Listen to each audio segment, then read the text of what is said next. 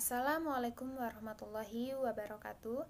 Perkenalkan, nama saya Deasi Maharani dengan NIM 1920207060. Nomor absen 2, kelas Pendidikan Biologi 3 angkatan 2019, Fakultas Ilmu Tarbiyah dan Keguruan, Universitas Islam Negeri Raden Patah Palembang. Baiklah, hari ini saya akan melaksanakan kegiatan praktikum pada ikan nila atau Oreochromis niloticus untuk memenuhi tugas mata kuliah struktur hewan dengan dosen pengampu Ibu Dia Putri Anggun MPD. Berikut alat dan bahan yang saya gunakan. Yang pertama, pisau. Yang kedua, gunting bedah. Yang ketiga, pinset. Yang keempat, sarung tangan plastik. Yang kelima, ikan nila dan styrofoam. Baiklah, terlebih dahulu saya akan menjelaskan karakteristik ikan nila. Ikan nila atau Oreochromis niloticus adalah sejenis ikan konsumsi air tawar.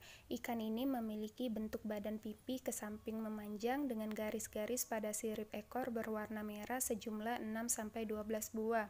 Pada sirip punggung terdapat garis-garis miring, mata tampak menonjol dan besar, tepi mata berwarna putih, mempunyai garis vertikal sepanjang tubuh 9-11 buah. Ciri khas ikan nila adalah garis-garis vertikal berwarna hitam pada sirip ekor, punggung, dan anus. Selain itu juga memiliki karakteristik sebagai ikan parental care yang merawat anaknya dengan menggunakan mulut atau mouth breather. Baiklah, langkah pertama yang harus dilakukan yaitu letakkan ikan nila di atas styrofoam dan posisi ikan dihadapkan ke kiri. Selanjutnya sisik ikan dibersihkan agar dapat mudah dibedah dan dilihat susunan ototnya. Kemudian sektio dimulai dari belakang anus hingga ke dorsal atas dan ke depan sampai di belakang aparatus opercularis.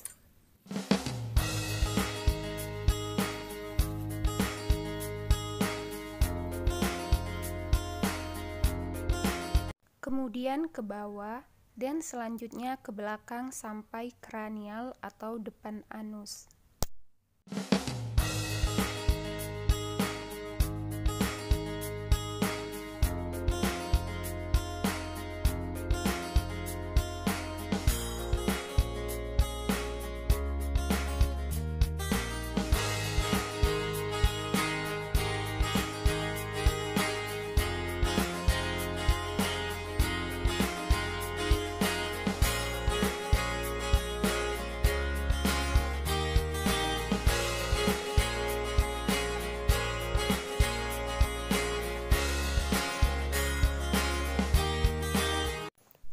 Berikutnya, tulang rusuk dipotong agar dapat dilihat organ-organ bagian dalam. Setelah saya akan menjelaskan organ-organ yang terdapat pada ikan. Yang pertama, mulut. Pada mulut, sistem pencernaan pada ikan itu dimulai dari mulut. Makanan masuk melalui mulut. Mulut merupakan bagian depan dari saluran pencernaan ikan yang berfungsi untuk mengambil makanan dan menelannya.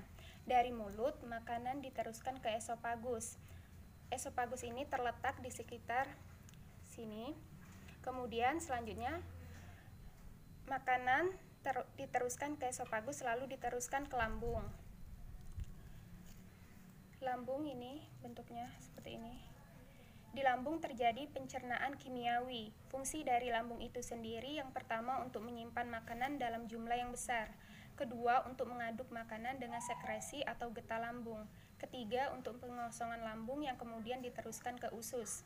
Lalu di sekitar hati terdapat organ kecil, bulat atau oval yang berwarna hijau kebiruan. Organ ini disebut kantung empedu. Bisa dilihat di sini ada kantung empedu.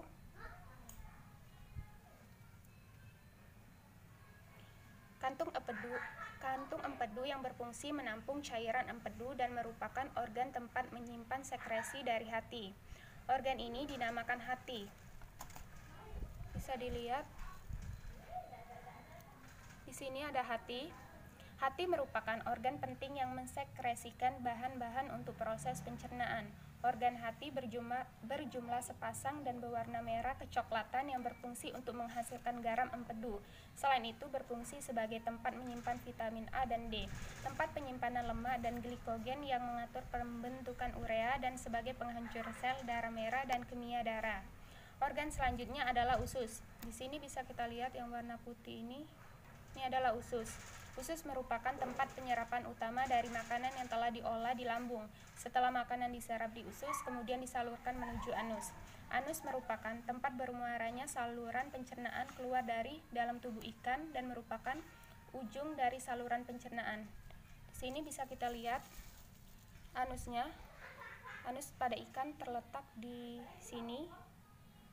Jika ditusukkan bisa menembus ke dalam organ. Saya akan menjelaskan sistem-sistem yang berada pada ikan. Yang pertama yaitu sistem pernapasan. Sistem pernapasan pada ikan yaitu insang.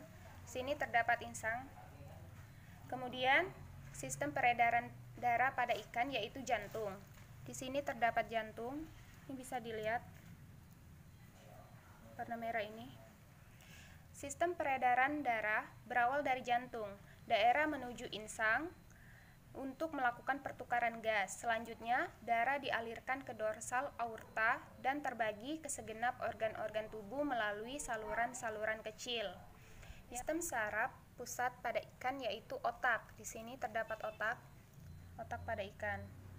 Kemudian, sistem otot pada ikan merupakan atau terdapat pada urat-urat yang ada di dalam daging-daging ikan. Baiklah, ini merupakan aparatus urogenetalis pada ikan nila. Baiklah, itulah hasil dari video praktikum yang telah saya kerjakan. Apabila terdapat kekurangan dan kesalahan, saya mohon maaf. Kepada Allah saya mohon ampun. Wassalamualaikum warahmatullahi wabarakatuh.